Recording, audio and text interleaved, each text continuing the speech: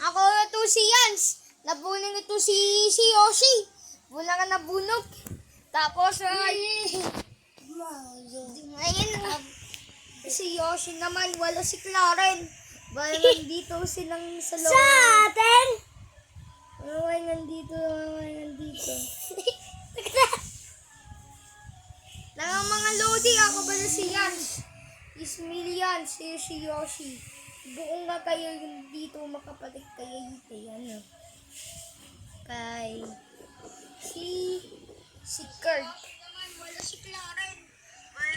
Buong kay Claren naman yung Rebel naman. Wala talaga si Claren. Napayin talaga kay Shiling. Malo eh kaso. Ako po Sa atin? Nagsasama ako si Dere. Wala pa si Dere. Nasa nito kay Mitch. Nagandito. Ayan na si Yoshi. Oh. Ayan. Kakadimig naman ng antibig. Tapos siguro naman, bayat eh. Good boy. Ayan na. Okay na.